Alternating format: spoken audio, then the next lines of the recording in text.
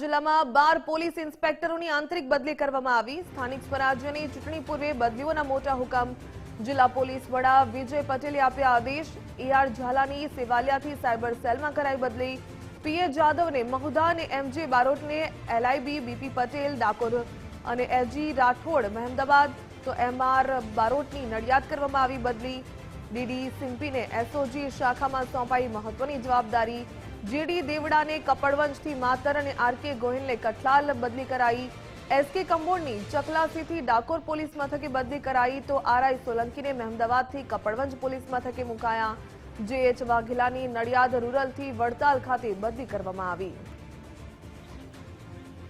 વધુ વિગત મેળવીએ સંવાદદાતા કિશન રાઠોડ પાસેથી। કિશન, જે પ્રકારે સ્થાનિક સ્વરાજ્યની ચૂંટણી પૂર્વે બદલીઓના મોટા હુકમ કરવામાં આવ્યા છે, જિલ્લા પોલીસ વડા વિજય પટેલે આદેશ આપ્યા, વધુ શું વિગત?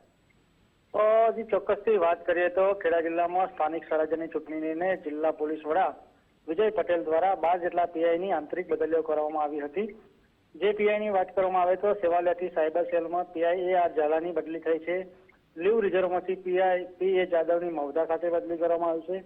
લીવ રિઝર્વમાંથી એમજે બારોટની એલઆઈબીમાં બદલી કરવામાં આવી છે।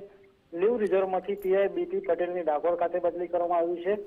એજી રાઠોડની મહેમદાવાદ ખાતે બદલી કરવામાં આવી છે। લીવ રિઝર્વમાંથી એમઆર બારોટની નડિયાદ રોડમાં બદલી કરવામાં આવી છે। જેવી રીતે જિલ્લામાં 12 જેટલા પીઆઈની આંતરિક બદલી કરવામાં આવી છે।